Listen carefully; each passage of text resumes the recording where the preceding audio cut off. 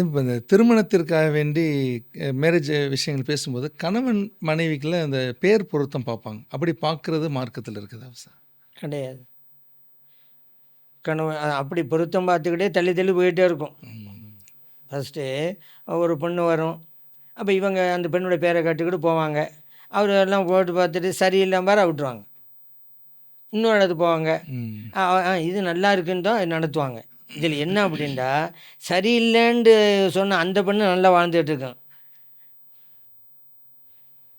நல்லா இருக்குன்னு சொன்னவங்களுக்கும் பிரச்சனை வந்துடும். விவகாரத்துங்களை போய் நினைக்கும். அன்றாடம் சண்டையாக இருக்கும். இவங்களாம் யார்? அந்த ஜாதகம் பார்த்து முடித்தவங்க, திரும்ப முடித்தவங்க. அப்படியெல்லாம் கிடையவே கிடையாது. திருமணத்தில் இந்த பேர் ஜாதகம் பார்க்குறாங்களா, அதே திருமணத்தில் இன்னும் சில காரியங்கள்லாம் பார்ப்பாங்க. என்னன்னு கேட்டால், இந்த டேட்டை ஃபிக்ஸ் பண்ணுறது வளர்பிறை தேய்பிறை, அது ஒன்று இருக்குது. வளர்பிறை அப்படின்னு சொன்னாக்கா வளர்பிறை 1, 2, 3 பிற 14 வரைக்கும் அது வளர்பிறையாம் வச்சா நல்லா தான். அப்புறம் 15க்கு கீழே தேய்பிறையாம், அதில் வைக்கிறது இல்லை. இப்படி ஒரு நம்பிக்கை இருக்கிறது. அதே போல் இப்போ மாறிடுச்சு. இப்போலாம் கிராமங்கள்லாம் பார்த்தீங்கன்னாக்கா பகல் கல்யாணம் தான் நடக்குது. சிட்டியில் எப்படியோ அந்த மாதிரி தான் கிராமம் நடக்குது. பள்ளிவாசலில் தான் நடத்துகிறாங்க. காலம் மாறிடுச்சு. மக்களுக்கு மத்தியில் ஒரு விழிப்புணர்வு, ஒரு மாற்றம் ஏற்பட்டுச்சு. ஆனால் நான்லாம் சின்ன பிள்ளை இருக்கும்போது பார்த்துருக்கேன்.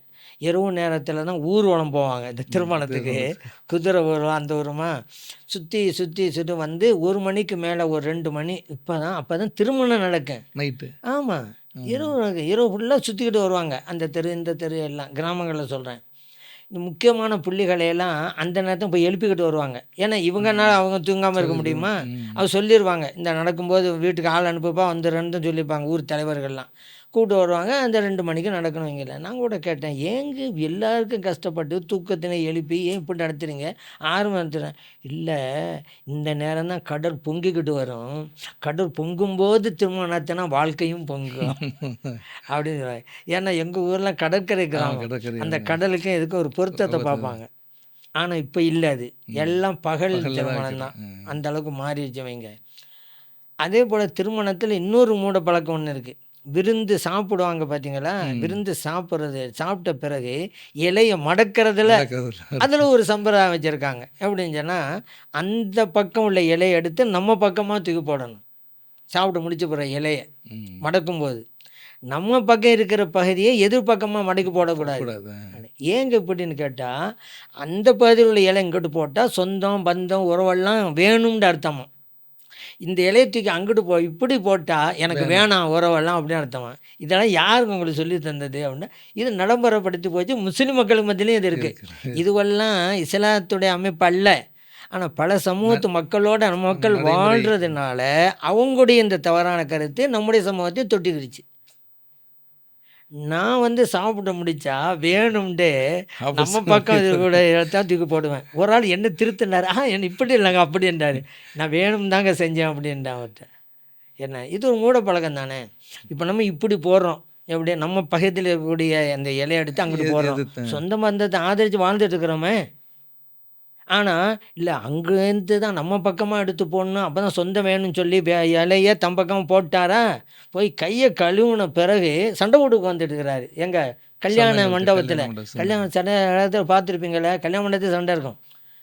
இந்த நண்பர்கள்லாம் வருவாங்க போங்க, அந்த நெருங்கிய உறவாக இருக்காங்கல்ல, அவங்க தான் என்ன அப்படி கவனிக்கலை, என்ன இப்படி கவனிக்கலை, அது ஒன்று போகும் வண்டி. இவெல்லாம் யார் இலையை அப்பளவும் முடக்கணும். அது இப்படி ஒரு சில தவறான எண்ணங்களும் மூட நம்பிக்கைகளும் உண்டு இந்த சமூகத்தில். அதுபோல் இந்த இன்னும் சில பேர் இந்த பந்தல்ல, அதெல்லாம் இங்கே இல்லை, அங்கே கிராமத்திலாம் இருக்கும். பந்தல் வாழை மரத்தை வைப்பாங்க. வாழை போல் செழித்து வாங்கட்டும் அப்படின்னு. அதே போல் தென்னை மர கொலை, தேங்காய் கொலையை கட்டி போடுவாங்க. இப்படியெல்லாம் இருக்கு.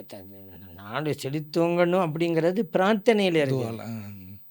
கணவன் மனைவி விட்டு கொடுத்து நடப்பதில் இருக்குது. கணவன் மனைவி நேசத்தை பரிமாறிக்கொள்வதில் தான் இருக்கிறது. இறைவனுடைய சட்டத்திட்டங்களை பேணுவதில் இருக்கிறது. ஆனால் இப்படியெல்லாம் செஞ்சிட்டாலே போதும்னு நினைக்கிறாங்க. அப்படியெல்லாம் இல்லை.